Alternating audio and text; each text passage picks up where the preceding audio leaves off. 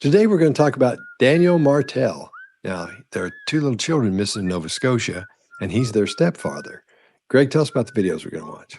Yeah, Canadian siblings Lily Sullivan and Jack Sullivan, 6 and 4, disappeared from their rural home in Nova Scotia on May 2nd. There's been a lot of searches, a lot of things going on. This guy's done a lot of interviews in front of the camera, many of them very small and very short. This is about a 12-minute video we're going to watch that's been cut up into pieces with the pertinent pieces here. It's been 6 weeks now since you've seen Lily and Jack. I just want to ask, how are you holding up? It's been a long 6 weeks. I know that everybody basically in the world at this point is always wanting to know like what happened. It's been from sadness to anger at this point. And I know the RCMP and major crimes are working around the clock trying to piece everything together, and I'm grateful for that. But it always leaves the question, 6 weeks has gone by, and we know at this point they're not in the woods, and where are they? Did you feel in the beginning that they suspected you? Of course. The stepfather was always a prime suspect right off the beginning. You felt that from the beginning? Yeah. But you don't feel that now? No, I don't feel that at all. I asked for the lie detector exam, the polygraph exam. I gave them my phone.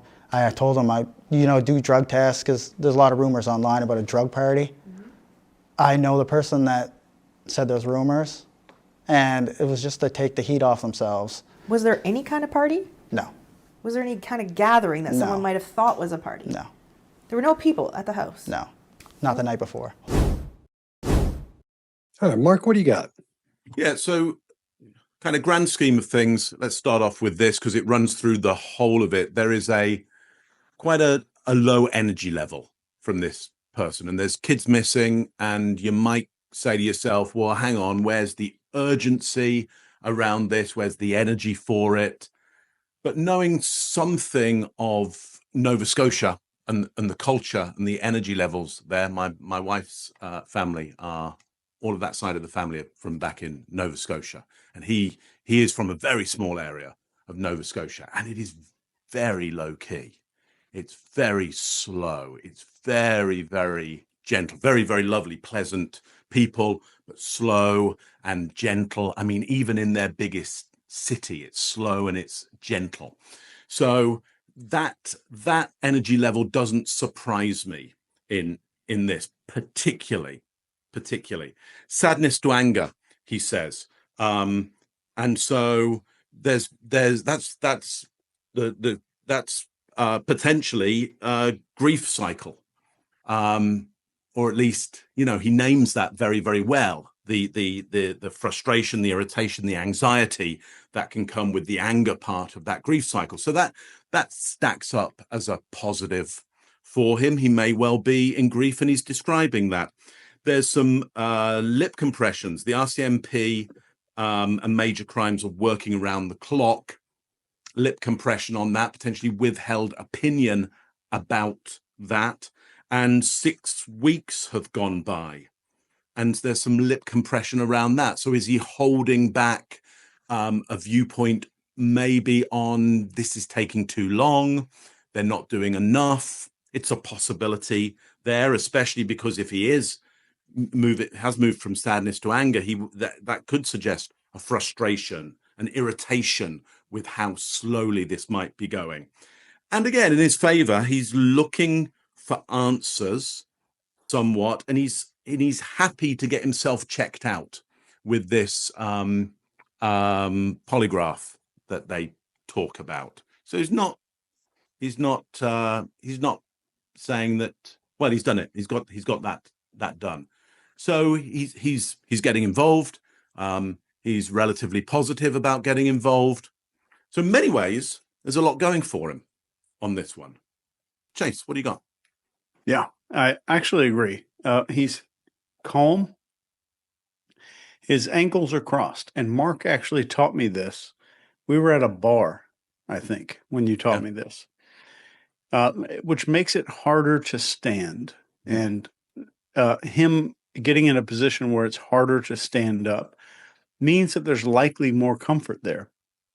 His blink rate through the whole clip here is steady. There's some small fidgeting. It's probably more likely due to cameras than guilt. There's some protein buildup in the mouth with some white stuff you'll see in his lips. Greg's going to definitely talk about this. Greg worked at the world's #1 stress laboratory, and there's some protein there. But people might see the hands on his lap as genital protection. It's not. When we call those things out, it's important to note the first C of the 5 C's, which is change. His behavior is essentially baseline here. In this position, we don't also see wrist protection or hand tightness or rigidity in the lower body. So the legs are calm and relaxed. Keep in mind, we're analyzing his responses to specific questions here. Somebody who's guilty isn't going to just off gas a bunch of behavior regardless of the situation. There are a few factors that matter in whether we're going to see relevant behavior in a situation. So there's essentially 7 things that matter if we're going to see something relevant. So we have perceived stakes, how the person sees the stakes, the intent of the question, maybe it's trap or a neutral one or rapport building. There's some personal relevance, which would be the 3rd. The 4th would be social pressure. And 5th is expectation of judgment. 6 would be narrative control, like who's steering the conversation. 7 would be timing. We're seeing something big in timing, which is we might see early self-monitoring versus a lot of late stage fatigue and leakage there. And we're not seeing a lot of that. So looks pretty good here. The mainstream media is not broken at all. It is functioning exactly as it was designed. It exists to manipulate you, to divide you, to feed you fear and outrage and distraction while pretending all of that is information. And most people are still swallowing it like it's gospel. I've spent years studying propaganda and psychological operations and human behavior, and I will tell you this plainly. The media is not here to tell you the truth. It's here to shape your truth without you even realizing it. Every network, every outlet, left or right or center, they are all playing the exact same game. Keep you emotionally hijacked, cognitively blind, and addicted to narratives engineered by people who have zero interest in informing you at all. So they manufacture a bunch of division, they amplify lies, and they bury stories that threaten their control. This is not journalism. This is mass psychological warfare. This is why we use ground news. It is not just a news app. It is a tactical weapon for seeing through all this fog. Ground news pulls in all these stories from every source, whether it's liberal or conservative or state-run, corporate-owned, billionaire-owned, and they show you these biases and the ownership of who owns the outlet that wrote that article, the spin. And then finally, my favorite is what is being left out of that article. You know, I always talk about let's look for what's missing. They do that at ground news. So you're going to watch these narratives fracture in real time. You're going to be able to spot manipulation like it is lit up in neon. And once you see how disgustingly coordinated all this stuff is, you're not going to be able to unsee it. The behavior panel never really partners with very many brands, but ground news is way different. It puts the power back into people's hands instead of the news. So go to ground.news/TBP, scan the QR code, or hit the link in the description. We've got you 40% off of the same plan that we use. So don't keep trusting the people reading scripts for billionaires. Stop being programmed and start seeing the depth of what is actually going on. Scott, what do you got? All right. When I see something like this, the first thing I think of when I look at pretty much anything is what's missing. And what's missing from here is grief, sadness, stress, the widened eyes, deep breathing, like scanning around the room, teary eyes, wringing hands, concern in the brow, not being able to talk about the children without crying, a plea for help to find the children, an adrenaline spike when panic sets in when he realizes again what's happening. We're not seeing that. The things we are seeing is he's relaxed. This cat is laid back. He leaned back in the chair. His eyes are really clear. So is his voice. He doesn't look disheveled. He doesn't look worried. There's no body language or behavior here that tells us this person is under a tremendous amount of stress. He may be psychologically, but for some reason it's not showing, but it's not showing if he is, which doesn't mean he's either innocent or guilty at this point. You just see that and go, that's what's missing, and here's what we're seeing. So at the beginning, we're seeing him dapping a little bit with that thumb on his hand like that. Not a whole lot. That's how he's getting rid of some of that built up stress and tension. And then sometimes, depending on what's happening, like when he says it's been a long 6 weeks, that's when his legs tighten up a little bit and his feet kind of scooch around a little bit. Not a whole lot, just a little bit. So that suggests discomfort there. Now, something's odd to me when he says everybody basically in the world at this point wanted to know what happened, like it's over and already happened. So I think he sees that whatever is going on has already happened and is complete part of it, which would be the kids are not with us anymore. So that kind of bothered me a little bit. It looks like he's accepted that. And then he's the one that asked for the polygraph test, for the lie detector test. It doesn't happen that often. The person going in doesn't say, hey, give me a lie detector test. Here's my phone. Here's all my stuff. So that's a little odd. I'll get a little while later. And you can see it as one way to say that's somebody that's guilty because they want to go ahead and get that over with and get all that stuff started. That's one way to look at that stuff. But then there's that smiling. Well, when she asked about a party being in his house the night before, he says it didn't happen that night, and we see a little bit of smile on his face. So I don't think that's duper's delight in there. I think a lot of people may think that might be, but I don't think that's what it is because it didn't show up like it usually does when we see duper's delight. So this one's really different for me. It's really we're seeing things we should. It didn't show up as it should. Because quite often, yeah. So, Greg, what do you got? Yeah, a few things. Chase, I think I'll start off by talking about the protein buildup. It's because you mentioned it. Yeah, when we grab people, when you're pushing these people through the level of stress we do at SEER, you'll see their bodies start to scavenge all their mucous membranes, and you see protein build up in the corners of their mouth. That's from high duress. You don't see it very often in your life.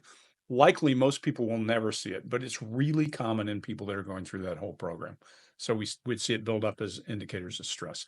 Another one, Mark, I'm going to jump ahead into pieces back and forth that tie off to what you guys are talking about. I agree with you. I see frustration. And where I see that frustration is when he's asked about being a suspect. Agitation rises. And what we see is respiration change. Listen to it. You can hear it. Concern or frustration, something in his brow right there. It's knotted right here. He doesn't use his brow a lot, but right in these muscles, you can see a lot. But there's no grief in the brow. There's no grief in the chin. So that tells me it's probably more like frustration. And then he withdraws his lips like that. And he's either moistening his lips for appearance or it's a request for approval of some kind. It doesn't show stress. His pupils don't show any dilation. His respiration doesn't go through the roof, but his breathing changes when he's asked that one question. He also chaffs. This is a good indicator. When a person chaffs as part of their nature and tells you about something that happened, but doesn't try to redirect the conversation. He's just rattling off things that happened. The one piece that I wish would have been explored a little bit is that not last night, not the night before, because that's an abandoned statement that there's nothing after that tied to this question. So the reason I cut the video there is because I was like, that's frustrating as hell. There's another thing, Chase, you talk about 7.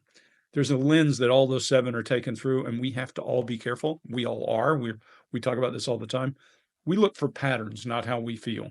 One of the biggest mistakes you can make is assuming the person sitting across the table from you feels the same way you do, or understands things the same way you do, or has the right neurological programming. I think we may have something here that I'll show you why as we go through, but I think we may have a divergent neurotype here. And I think that's part of the reason, not the slow speaking and all that, but we're going to see other really good indicators from people I've worked with in the past. But he does have no illustrators. He's locked down. He's crossed, but it's consistent. We think of that as a baseline. I think he came here with some talking points, and we can look for that when he delivers those because he's awkward in the way he does it. He goes to a slow cadence. At this point, 6 weeks have gone by, followed by lip compression. I think that's where the frustration starts, Mark. And then we know they're not in the woods. And where are they? That's a list of things. You don't string things together with and. You would say so if it was a normal conversation, which is why I think he came here to say certain things. We'll pay attention to see if we see more of that. But at the end of the day, guys, I think I don't see a lot of anything I would call deception. We talk about pupil dilation. We talk about stress. We talk about so stress can come from lots of things. Stress can lead up to going in there. And many of you people that are watching, you have trouble with public speaking or a test or something else. And you ramp that stress up, even though it's not really caused by the event, it's caused by apprehension going into it. Could be the same thing here. We could see all that stress from this. We could also see stress from an altercation with family. We can't read that. But what we don't see here is a lot of reaction. We don't see pupil dilation, a lot of blank rate, eye lock, any of that. It looks normal, normal cadence, normal speech. And you know what else? His sentences aren't structured for prepared answers. So I agree with you on that. You know, here's an interesting one for you guys. Sadie and I Sadie has a great channel, guys. If you haven't gone there, go check out Sadie's channel.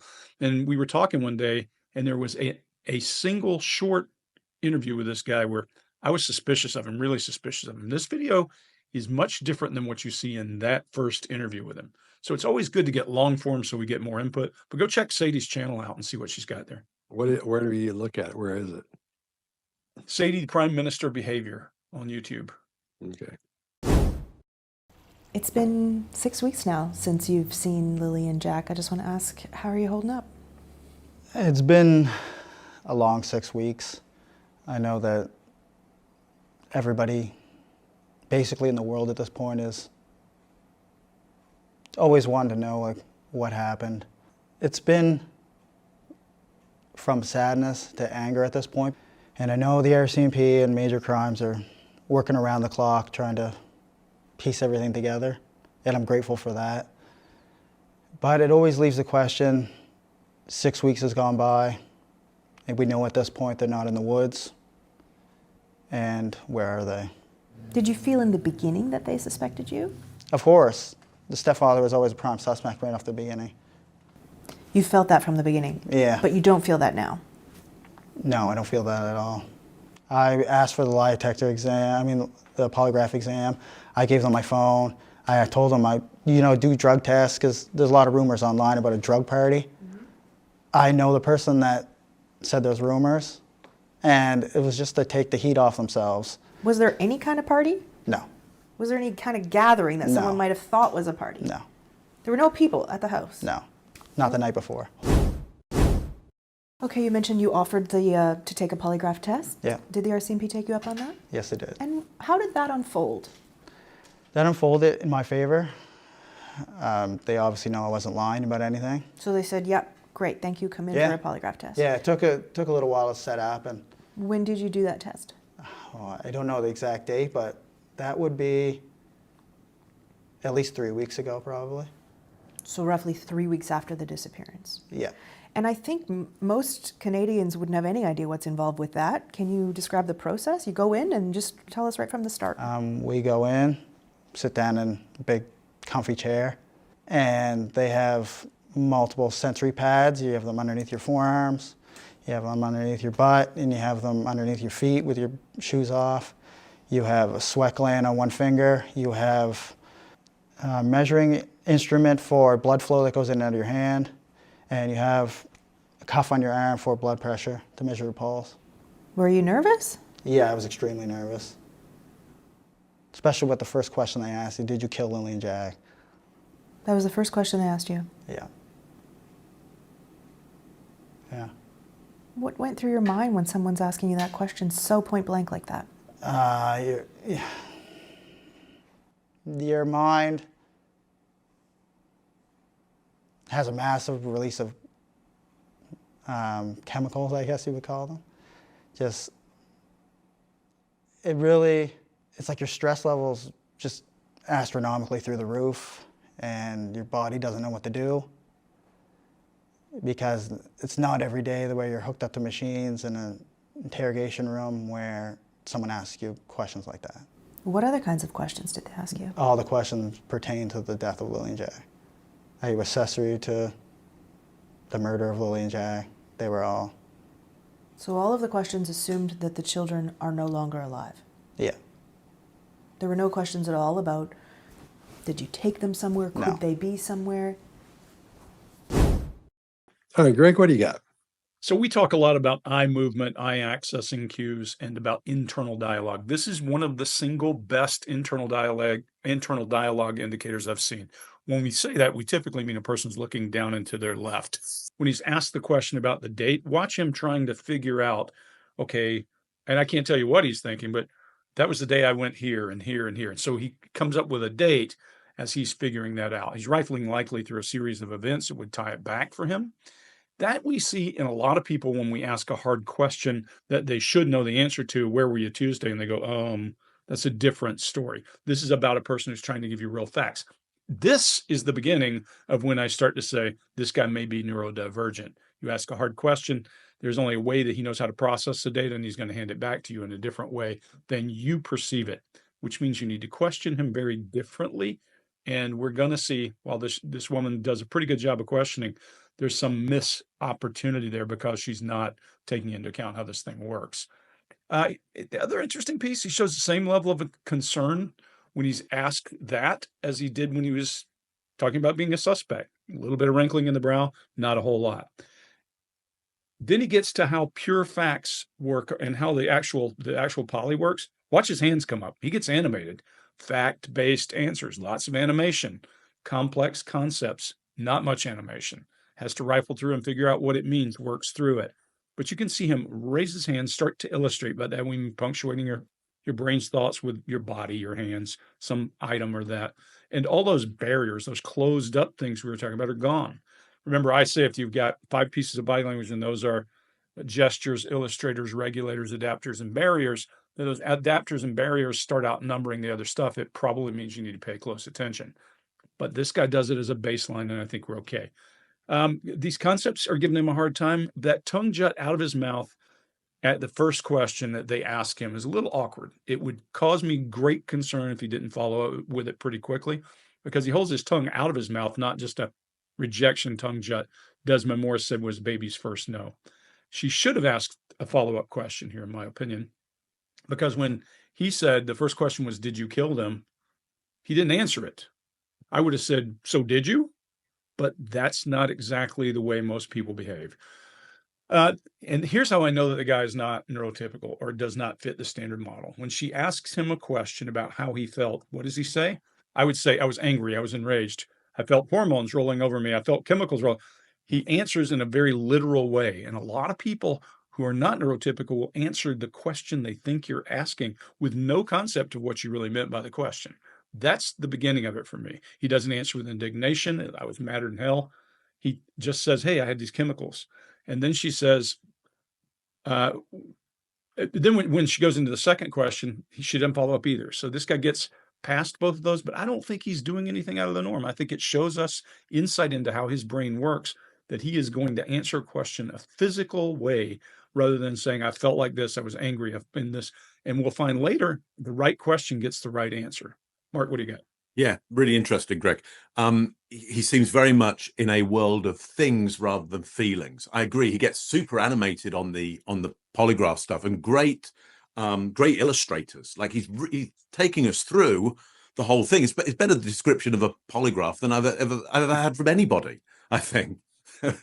You know, there's sensors I've not heard other people describe there. So it's like, oh wow, you really paid attention to this. And probably asked questions because he knew names for things. Totally. I think he was very involved with it, and very interested in it. Interested in the tech and the process, in the same way that he's interested in the process of sadness to anger, but we're not seeing the sadness or the anger, but he's interested in the process and the delineation between the things. So great baton gestures, which are the gestures that conduct along to the rhythm of the speech, as Scott would say, specific words and phrases, is a great way of saying it. We get good baton gestures from him, so his body and mind are very much in alignment. Hard to do that when you're making stuff up. And listen, why would he make this stuff up? So this is really a baseline of what kind of person have we got here? Somebody who enjoys the tech, enjoys the world of things, isn't quite so much engaged in the world of feelings.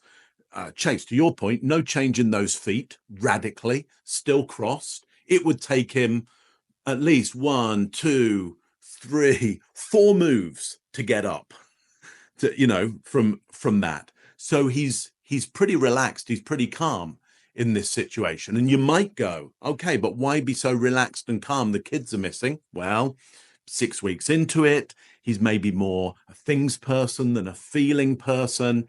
He's from Nova Scotia. That might have some aspect to it. So there could be, and we don't know his relationship with the kids. We know he has more kids, but we're kind of predicting, well, if you have kids, you always feel the maximum amount of emotion for all of the kids that you have any relationship with. Well, maybe not all of them, maybe none of them, perhaps. I don't know his relationship with the kids. We're just going, well, a good person, a good father would have the best possible relationship with all kids, but that's not life. You know, this just doesn't work like that necessarily. I mean, great if you're a father and you do have a brilliant relationship with absolutely all of your kids within a blended family. Absolutely. But wow, tough, hard to do, you know, hard to do. My anybody who's in that kind of relationship situation, my hat is always off to them. I'm like, wow, that's real dedication. That's a real choice to go, I'm going to make the best of this relationship. That's not, you don't necessarily fall into that. You know, that's a choice that you make. There's an eye change and a pause around, are you accessory? This is a question he was asked. Are you accessory to, then pause, eye change, the murder of Lily and Jay? So it feels like he has to reach and search for the framing that he was given. It doesn't seem like it's a framing that naturally comes to him. So even with that, I kind of feel that he's having to use somebody else's framing.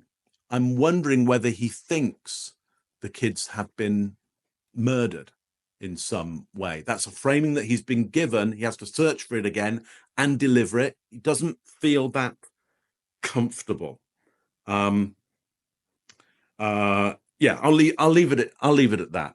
Scott, what do you got on this one? Let me ask you something first, Mark. If this guy's from Nova Scotia, what do you call him? Like if you're from Ireland, you're Irish. This guy's whatever would you call him? Nova Scotian. Oh, okay. I don't think there's any short. I can't think. Well, right, Nova Scotians.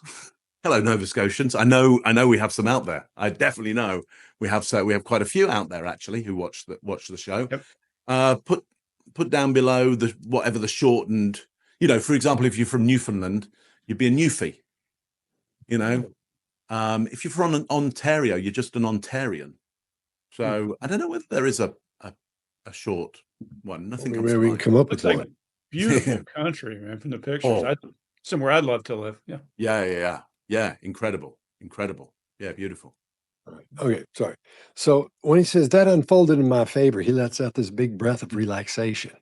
So that he's got some stress happening there, but I can't tell if that stress is from that bothering him or it's the stress is building up because he's afraid that's been put on him, in other words. So then he says, yeah, I was extremely nervous. Then he smiles. I think that's a nervous smile. I don't think that's again, Duper's delight in there at all. And a lot of times we see it like when he had that tongue come out, we see the tongue between the teeth, which it does happen a little bit there. That suggests that we got away with something. You know, we see somebody do that. They've done a prank on somebody or they've taken something, they're goofing with them. But here it's mostly his lips touching his tongue when he does that. So that could go a couple of different ways. Go back to the Desmond Morris way that you were talking about, Greg. It could go, you know, I'm getting away with something, but I don't feel like this cat is getting away with anything right now anyway. I don't feel like that. So that that was really interesting for me. And it may just be a nervous tick of his because he's licking his lips and stuff all the time in here. So, but we do see a nostril flare. We hear fading facts after he tells her what the first question was, which was, did you kill the children? And then the is the fading facts part. But it's not the fading facts part where you're being deceptive, where you give an entire answer and it keeps getting quieter toward the end like that. It's just that one word going, like that, because as he's thinking about it, it bothers him, not because he's being deceptive about it, but he hates that coming out of him agreeing with that or saying yes or addressing that situation at all. That probably bothers him. His blink rate's almost gone. And his eyes are real wide. And he does that classic looking at the person asking the question after he's answered to make sure they believe him. But I think it's to make sure he's being accepted or that the question landed right or the answer landed right with her. Not that he's waiting to see if she believes him or not. I'm starting to go with you, Greg, on this. You and Mark, I think there might be something up. Yeah, shoot, maybe you too, Chase. But I think maybe everybody said that. There may be something up here from a personality type situation. So then when he talks about the release of chemicals and talking about his feelings and all that, you could look at that two ways and say, well, he's feeling the rush for his limbic system. But then again, you could say, like you were saying, Greg, he's looking at it from an analytical position and saying, well, here's what happens when you're asked a question like that, or when I was. That's the way it was for me. Because he doesn't say brain, he says mind. He said he didn't say it happened in his brain, because we talk about the limbic system and things and chemicals and things. We talk about the brain, but he talks about the mind. Two completely different things. The mind housed in the brain. He may not know. Right. I was going to say, you assume that. One thing I've learned about people who have like somewhere on the autism spectrum is if you tell a story, they tell a story similar, and they're not trying to one-up you. They're trying to internalize it and turn it into something, feed it back to you. So you can see they understand. Very different mindset than you would know if nobody taught you that. Yeah. All right. Well, I'll leave it with that. Chase, what do you got? Yeah, I think this one clip is an example of us coming at this thing from 4 different angles, which is great. I think this is astonishing. And let me start with a caveat. I'm not a licensed polygraph examiner, but I do own and operate 2 professional grade polygraph systems. And the systems that I own are proven to be over 90% accurate. They included a lot of advanced metrics like EEG and brainwave mapping and something called pupillometry, which is the micro pupil measurements, down to, I think, the 100th of a millimeter. So while I'm not certified under some standard law enforcement protocol, I'm not speaking from ignorance either. With that said, what's being described in this clip, if it's true, is idiotic, stupid. The subject says he was given a polygraph and that the first question asked was, did you kill the kids? Not only is that an absurd question to open with, it flies in the face of every basic principle of polygraph procedure. Any examiner with minimal training knows you begin with some control questions, neutral, verifiable, emotionally irrelevant. We establish some kind of baseline. And I think even more revealing than that was the subject, this guy, says all the questions were about the kids being dead and not missing. That frames the entire polygraph examination around an assumption of death, not disappearance. And what this does, it anchors that guy into a conclusion that he might not share, which makes him pass the test. And it's not just crappy interviewing, it's potentially contaminating the entire investigation.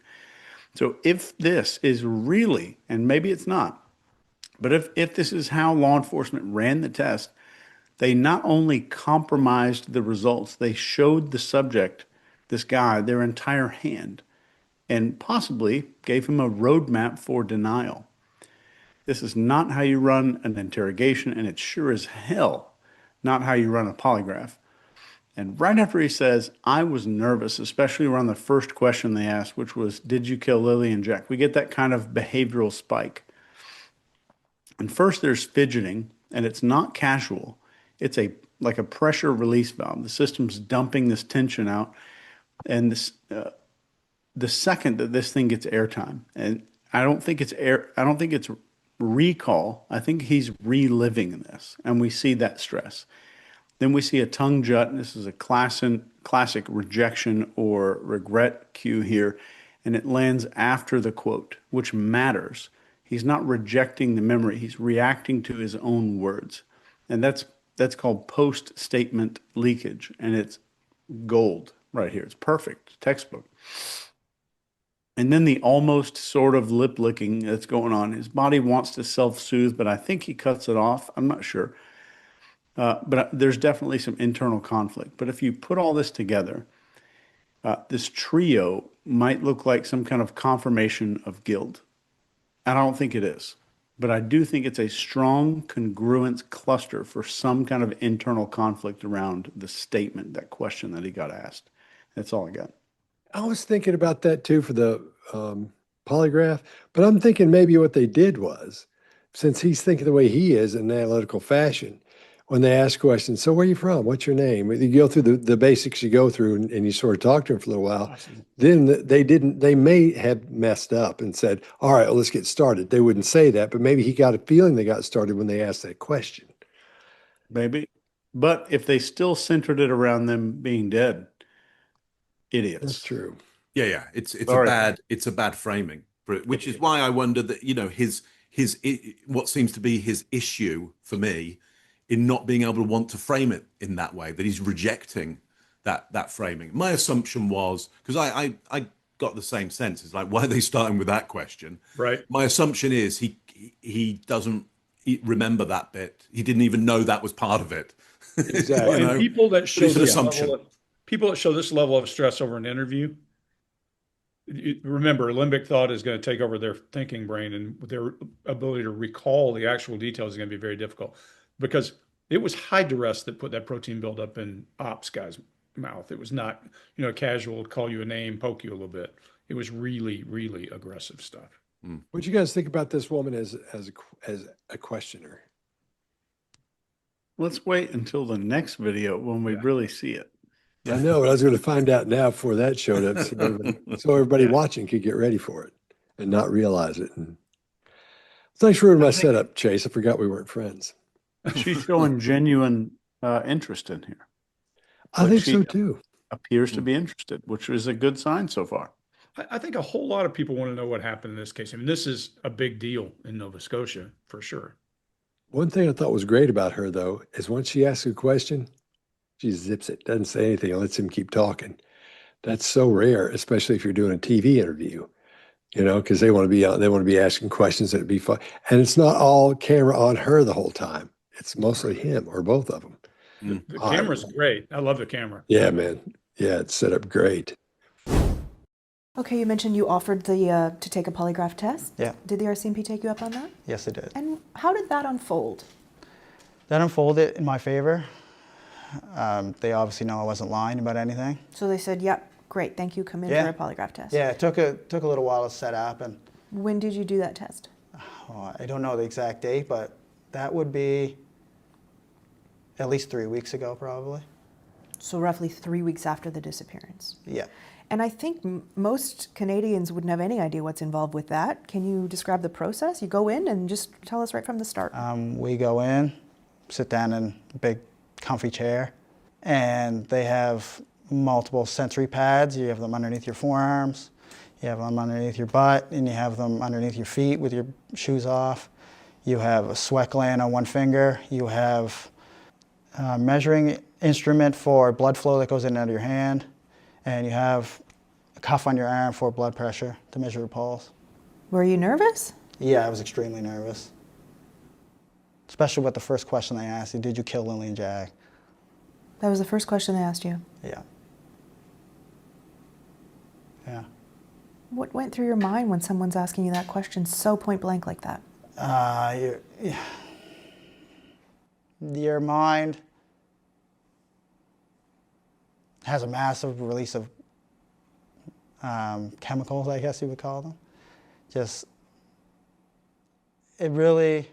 like your stress levels just astronomically through the roof, and your body doesn't know what to do, because it's not every day the way you're hooked up to machines in an interrogation room where someone asks you questions like that.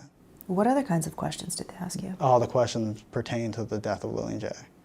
Are you accessory to the murder of Lily and Jack? They were all... So all of the questions assumed that the children are no longer alive? Yeah. There were no questions at all about, did you take them somewhere? Could No. they be somewhere? When did you find out the result of your test? Immediately right after. What did they say to you? You did a good job, you passed. And how did that feel? Good. And did you feel that there was any further suspicion on you after that point, or was that sort of conclusive? No, that was really when I seen the turning point for it starting to taper off with investigators. Do you know if Malaya has taken one? I don't know if I can say it, but I will anyway. Yes, she did take one. Okay, she took one. Do you know the result? No. RCMP weren't allowed to tell me I asked. You said you feel like everyone in the world wants to know what happened to Lily and Jack. Yeah. Why do you think that is? Why do you think this is getting so much attention? Well, just the mysterious and nature of everything and how strange everything is. The RCMP, you know, I mean, they have to keep a tight lip on everything, but there's a lot more that meets the eye with the case. Is there something that you think the public doesn't know, that you can share, that you want the public to know? That's a hard one because I don't want to impede the investigation in any way. It is still a missing persons investigation. It hasn't pivoted to any type of criminal investigation. But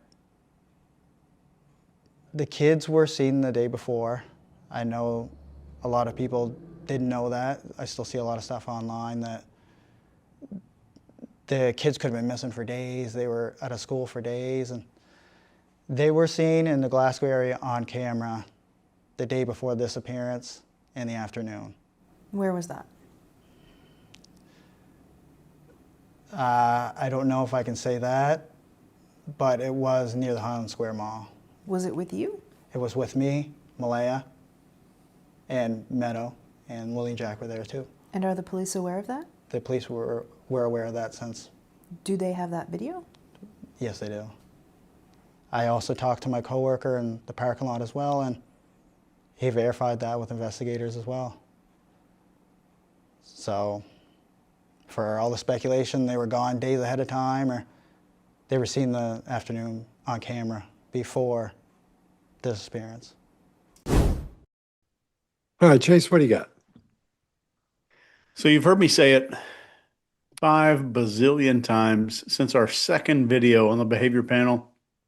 Let's look for what's missing first. And here's why. If you look at this clip again, all of the discussion has been self-centered. He discusses all the details of the case to clarify, not to seek return of the kids. He talks about people wanting to know what happened instead of getting them home. He makes no plea for their return, and no desire is visible on my end for people to help find them. There's no urgency other than his discussion about his own emotions during the polygraph exam. This could be a bunch of hallmarks of having accepted the fact that they might be deceased, but I'm not totally convinced. But I will say there's enough time to go through that grief process, the denial, anger, bargaining, depression, and then acceptance. This is called the Kubler-Ross grief cycle, but there was enough time there. There are a few stress indicators here, and they're here in this clip, but they're not any around guilt questions and responses, and in the ones that are present here, they don't occur in clusters. And not every human's going to spill out behavior that screams the truth. The questions are, and the setting are critically important. And so far, there's no direct line of questioning to get involvement of guilt involved. There is a strong tongue jut again when he says Lily and Jack. So it's the second time that we've seen a strong tongue jut in relation to the mention of these two children. And I'm wondering now if we're seeing a baseline stress response that we need to mentally catalog and keep an eye out for it. But this video, number 3, which is our third video, was my indicator we're probably dealing with somebody who is unique on the neurology spectrum here. Mark, what do you got? Yeah, really, really interesting. Okay, so still very low energy. Feet are still crossed, no change there. There's a great sense of resignation, I would say, in that energy. There's maybe some Nova Scotianness to it as well, but there's a great sense of resignation. Just as you say, Chase, that resignation could be past the whole grief cycle. And also that grief cycle doesn't necessarily show up in the order that it's often described in. You can jump from moments and you can jump back again. And you could even have anger with the kids. Of course, it makes no sense to us here because we're not going through the grief. But if you have been through that grief, you can often feel anger towards the victim of a grievous moment. So there's all kinds of things that can happen there that won't seem, from an outside viewer's point of view, you may not be able to work out why would somebody feel this at this moment.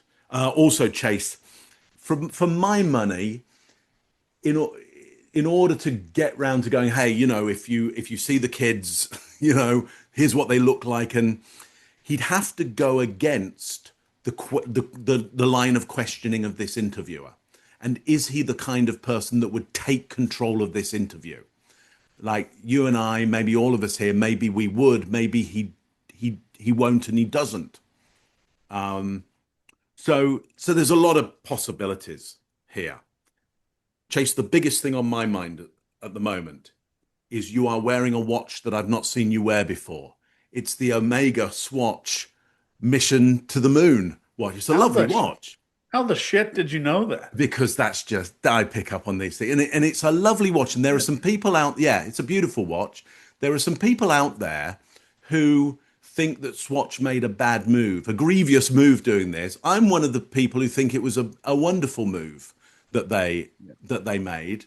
It's a particularly nice watch. I wish I had one myself, but I would love the whole collection. They've got all the planets, I think, but this was a Father's Day gift. So, really? Nice. Well, that's why I was going to say, how come I've not seen that before? What an absolutely wonderful Father's Day gift. I can't think of a better Father's Day gift. It's lovely. Lovely. Nice. Thanks. Kids, nice watch that you got, Dad. Nice watch. Greg, what do you got on this one? Yeah, there's a whole lot going on in this one. I agree with you. And to be able to, even if it's not about the grief cycle, to be able to stand up and say, hey, wait a minute, the kids, it takes a certain amount of social awareness. I don't think this guy has it. I don't think he's got to your point, he's not the person to interject and say, wait a minute, hold on, back off.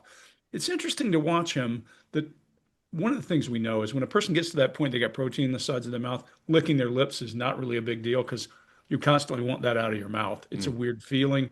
If you had gone through it, you'd feel all that stuff building up. It kind of makes you crazy. But the tongue jut is still there. And the tongue jut, when he talks about the children, surely looks like some kind of disapproval or something going like that.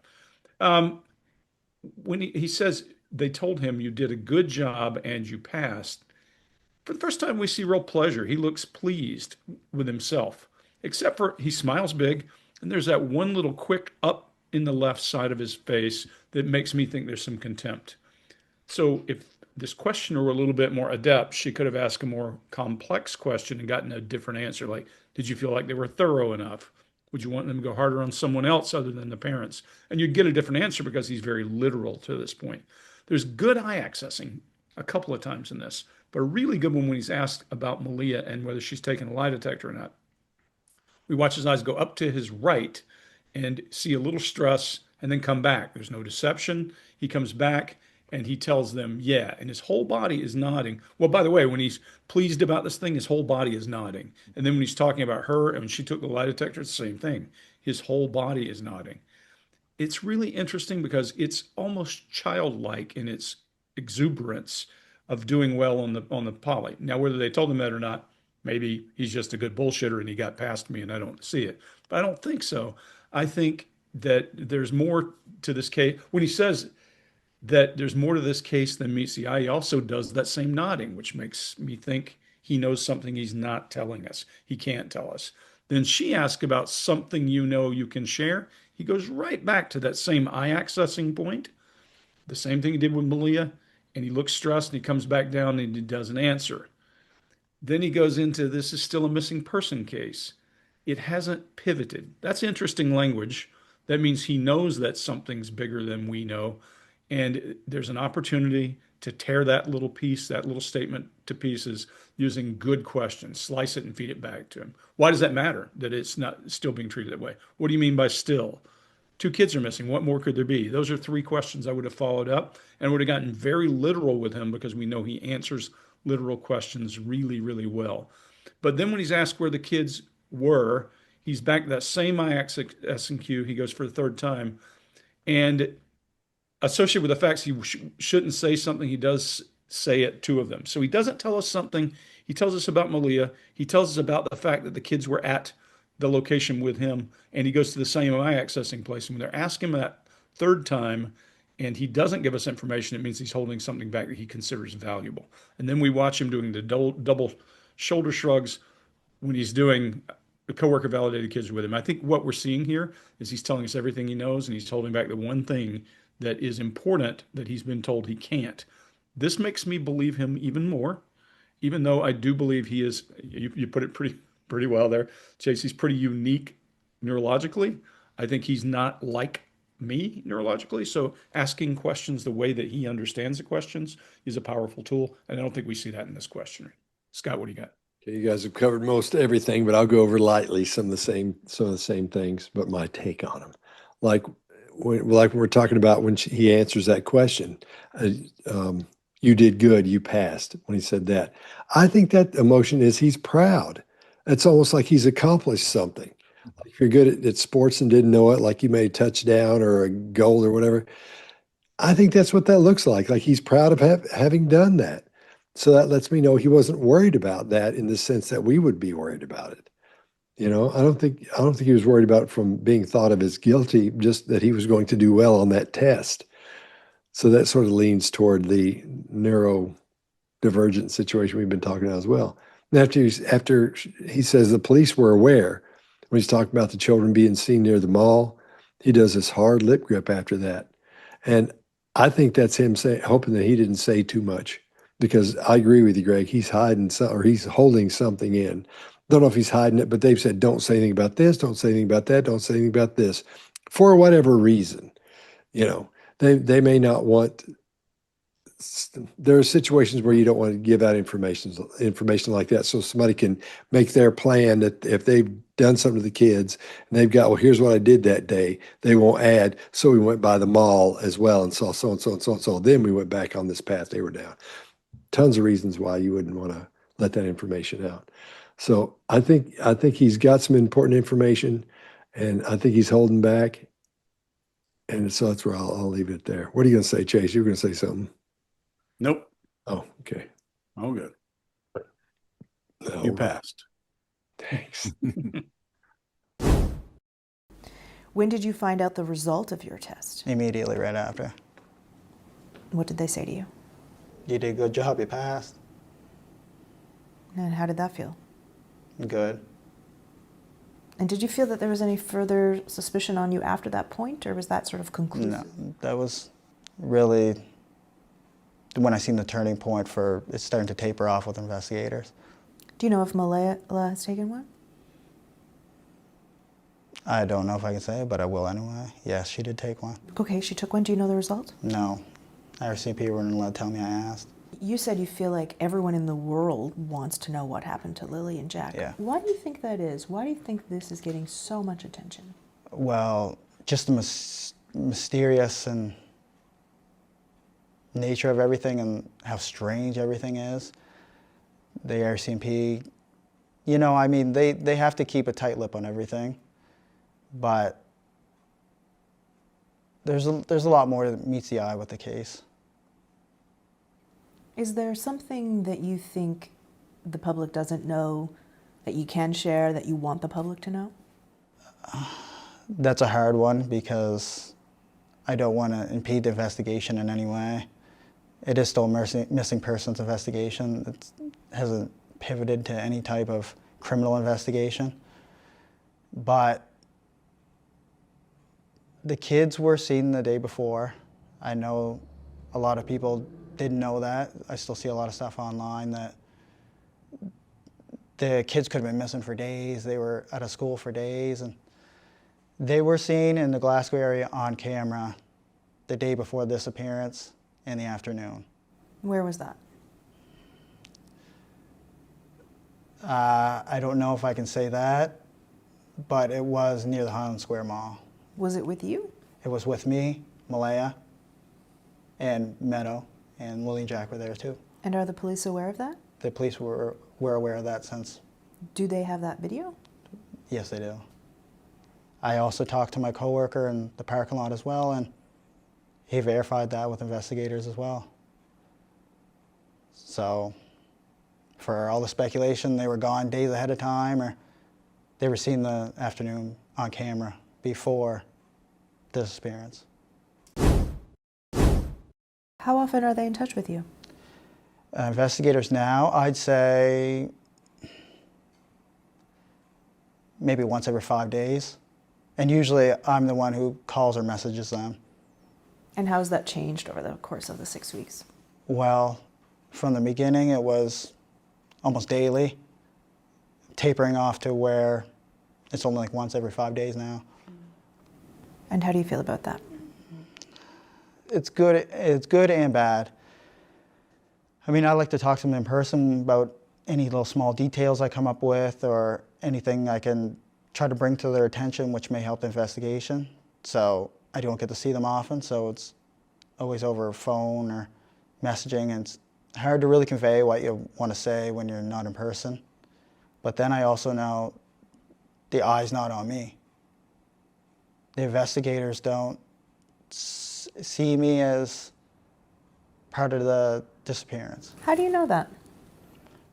Well, when you're going from daily to tapering off every 5 days, I mean, I've already gave them everything on my phone. I'm the one who originally said, here, take my phone.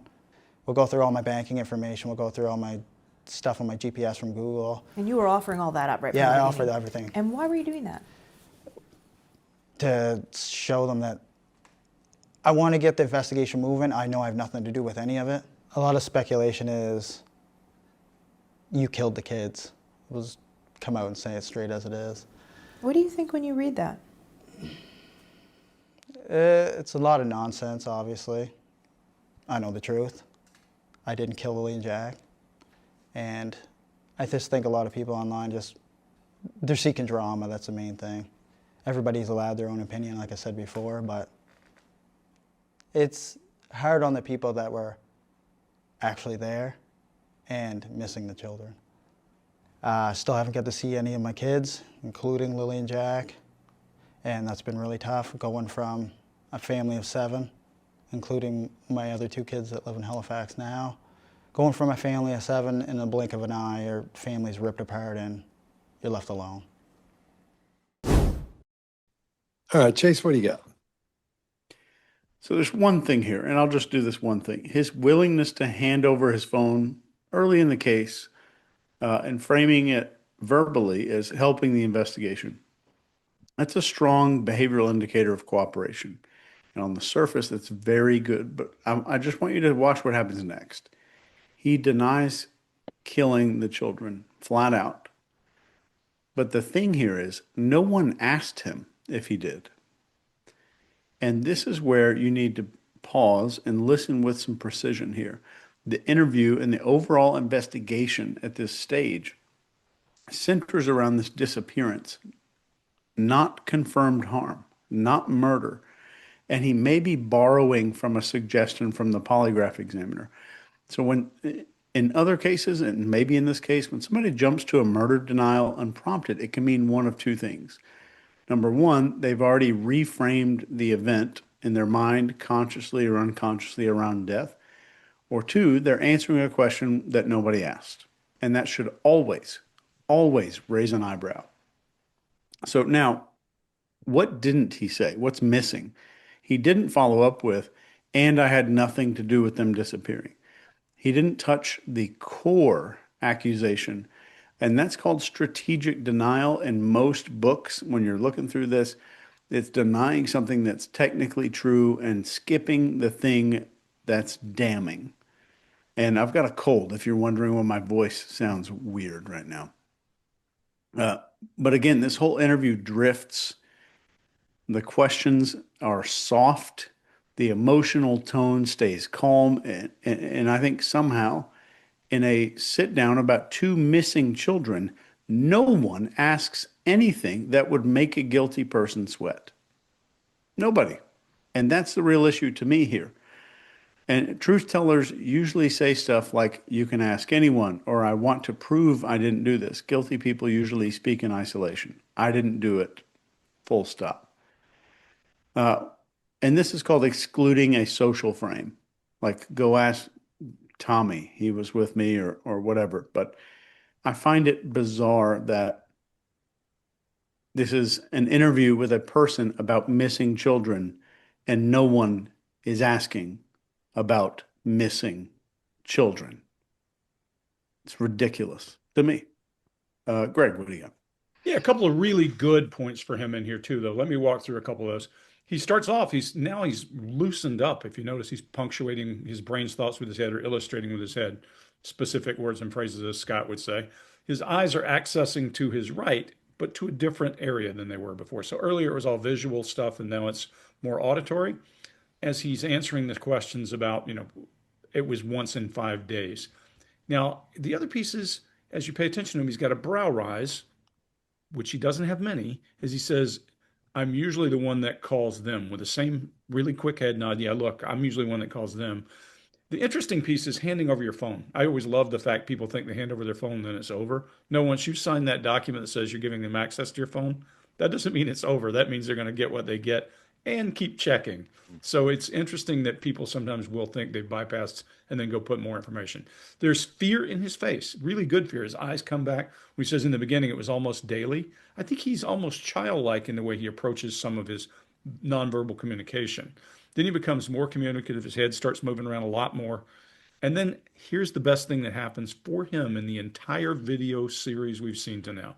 When he says it was good and bad because I was not being bugged anymore, but they were not getting information, he shows grief in his brow. It's mild, but there is a little horseshoe, a little start of a curve, not as pronounced as mine is, but I'm not sure he can do that. That's a great, great, great indicator, because it says he cares that they are getting information from him about these children that could change things, which for me is a good, good indicator. Now, up to now, I've said, I think he's neurodivergent some way. I still think that. He does a stressed throat clear as she asks, what do you think?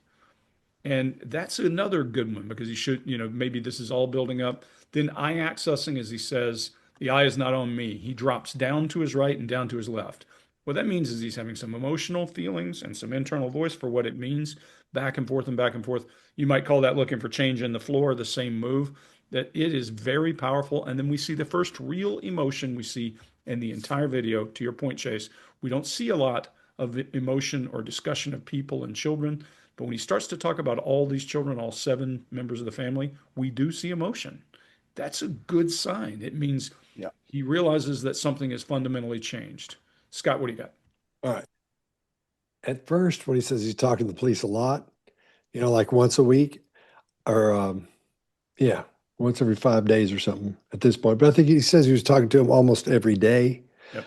I think maybe he was bugging the shit out of him. And they said, look, man, let's just do this once a week. Because maybe he was calling for 5. What about this? How it is when there's something like that and somebody is concerned and they get up in their head and think, well, this could happen. And they'll say, well, this could happen. And you get this barrage of what could have happened during all that. I think maybe that's what happened. They tried to cool him out by being nice to him at the same time, because I think the minutia of that probably got old to him, wasting their time, which would make me think they might have knocked him out of the running already. So it could be wrong, but that's what I thought. Maybe they're not. Maybe they aren't looking at this guy anymore. So then when she says, "What do you think about that when you read that?" And about the people saying he did that. We hear him do this little thing with his voice, not a growl, not a clear. It's just this like that. I think that really bothered him. I think the whole idea of that bothers him. I think he's over it. He's just done it so many times, and he wants to say, I hate this and all that, but he's staying calm about it all.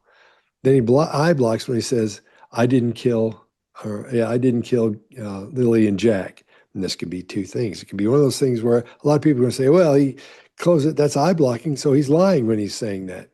Well, you'll eye block when you're saying something or hearing something that you don't want to hear, or something you don't want to say, or something that bothers you, or something you really don't agree with. Like some kind of a joke you're hearing at work, people block their eyes. If it's a dirty joke and there's people around, you wouldn't want to hear that.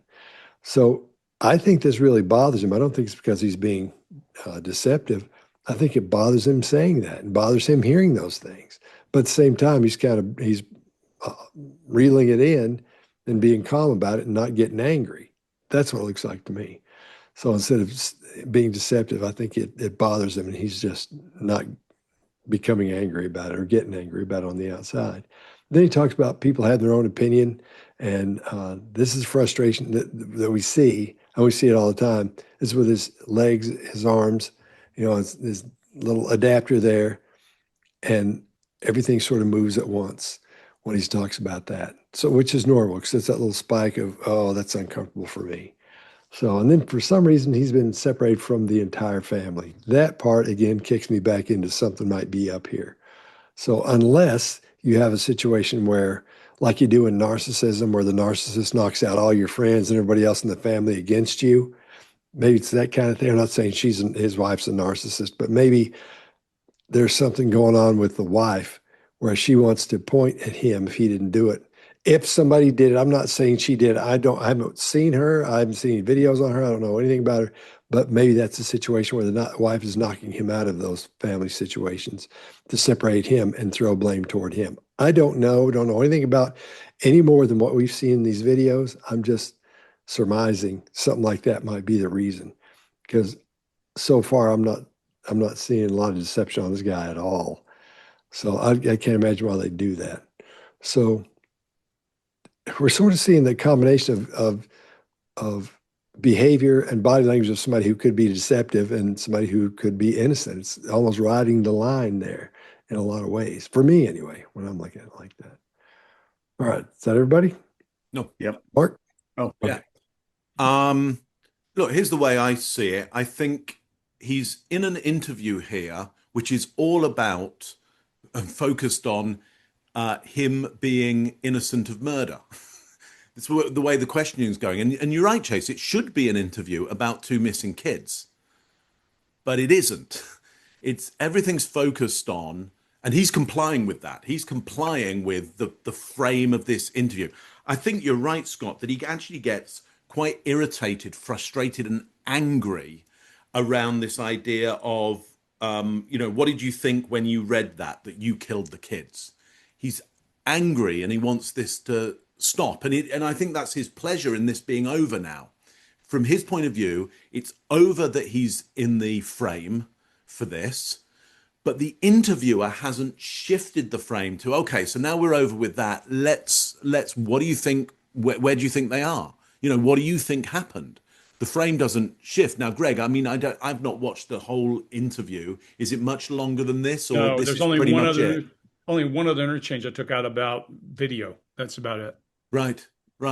So in my view, it's not a great interview because it doesn't set him up in any way. It sets him up to try and argue that he has no guilt. Greg, well, you got a thought? Yeah, I'll tell you that when I talked to Sadie, I watched a very short clip and we covered, and I said, look, I would go and check water because he used some really awkward word patterning, even for him. And I would say now, look, if this guy's willing to come on, I'd love to talk for us to talk to him if he come on, because this he's showing a whole different vision than he had in that 1 minute little clip. Yeah. Yeah, it from my point of view, this still looks good. You're right. What would it look like if the questions were now more pointed towards, okay, so what's happened to them? I think he's frustrated at the whole frame of they've been murdered. I don't know whether he particularly accepts that as the full extent of the possibilities for them. I think it feels like he's gone through grief and has accepted he's unlikely to see them, but I'm not sure he's accepted that they're murdered at this point. Anyway, and that's just conjecture from the information that I see here. Anyway, fascinating.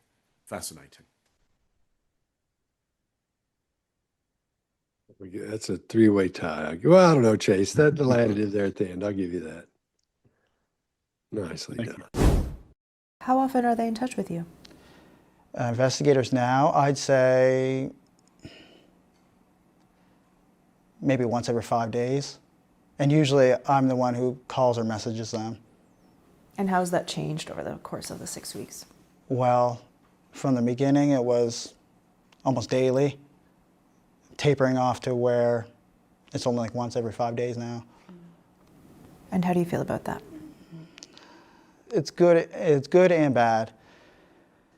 I mean, I like to talk to them in person about any little small details I come up with or anything I can try to bring to their attention which may help the investigation.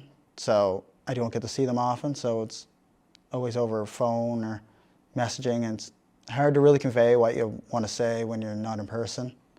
But then I also know the eye's not on me. The investigators don't see me as part of the disappearance. How do you know that? Well, when you're going from daily to tapering off every 5 days, I mean, I already gave them everything on my phone. I'm the one who originally said, here, take my phone. We'll go through all my banking information. We'll go through all my stuff on my GPS from Google. And you were offering all that up right from the Yeah, I beginning. offered everything. And why were you doing that? To show them that I want to get the investigation moving. I know I have nothing to do with any of it. A lot of speculation is, you killed the kids. We'll just come out and say it straight as it is. What do you think when you read that? It's a lot of nonsense, obviously. I know the truth. I didn't kill Lily and Jack. And I just think a lot of people online they're seeking drama, that's the main thing.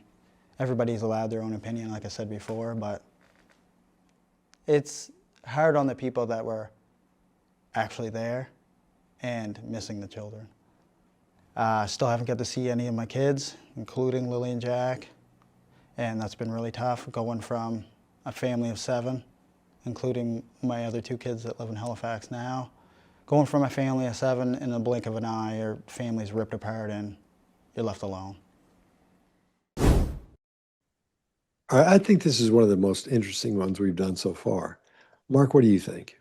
Yeah, I agree, because I walk away from this going, okay, not a lot to see here. I think the guy's fine. I think it's okay. But the interview is not a great one. Okay, so I'd like to see more, with more focus on more focus on a lot of the stuff we talked about, but especially from my point of view, like, what do you think happened then?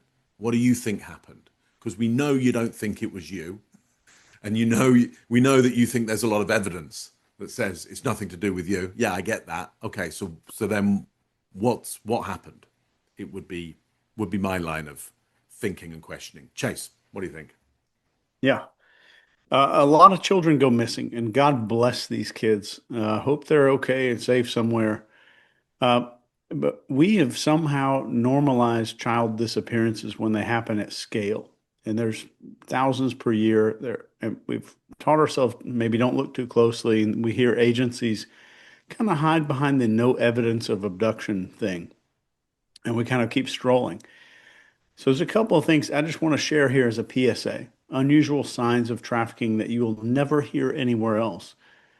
The first one is unusual language for their age. Phrases that you hear are like, I'm not allowed to say, or we just moved here, in kind of a robotic tone that sounds really scripted. That's a big one. And if you hear visible hesitation when they're offered simple choices, like if you ask, do you want chocolate or vanilla? And they have confusion and they look up at somebody that they're with, a lack of agency bleeds into the small stuff. And that's what you're seeing here. And finally, just perfect behavior and dead eyes. Like all the behavior looks normal, but the eyes are hollow or dead. And actually, I'll give you one question that you can ask. If you're ever curious to unlock the truth of one of these people, hey, what's your teacher's name? That's it. No threat, no pressure, just a question that every kid can answer in 1 second unless they can't.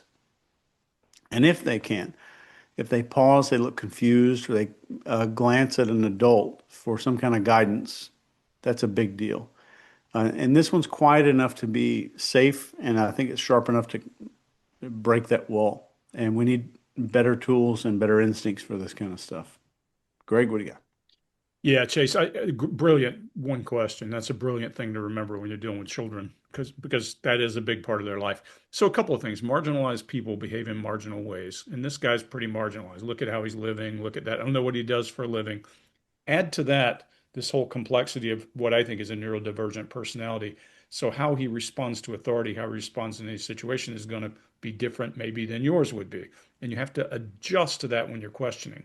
Part of the problem we see here is this is a straight line question that now is making it about him being the murderer. To your point, Mark, whether he believes they're murdered, even if he does believe they're murdered, if he doesn't believe he's the guy, that creates a whole new grief cycle and all of those things. And, we can only see what we can see. Again, I would love, Mr. Martell, you're welcome to come. We'll talk to you. We'll grill the hell out of you. When you leave us, people will believe you if you're telling the truth. If not, it's not a good choice to come on. But what I would say is this guy accessed information consistently 3 times and then only divulged twice and said, I don't think I can answer that. That's consistency. And then look at that grief muscle pop when he says it's good and bad. There would be no grief muscle if I'm allowed to get away from the cops and I hurt these children. So I think it's a really powerful telling thing. And I think I'll look forward to seeing more from him, because if he gets in front of the camera more and gets asked the hard questions, it should help him and maybe help find these children. These are babies. Scott, what do you got? And since we're talking about trafficking, it could be a child or it could be a girl who's almost an adult, or a boy at the same time. And there's a sign you can look for if they're aware of this sign. And if you see somebody take their thumb and put it right there, then cover their hand with it like that, and they may do it 2 or 3 times. It may be behind their back. It may be in the front. They may be sitting there. They may be in a car, and you drive by and you'll see that. That's when you call the cops right then. Don't mess around, because something's up. That's the international sign for I need help. So don't forget, it's just this here. This thumb goes on the inside. And if you're somebody young watching this and you have a problem, do that. You do the same thing. And that'll get you help as quick as it can get to you. That's the sign everybody should know. We should make everybody aware of. All right, fellas, thanks for another good one, and we'll see you next time.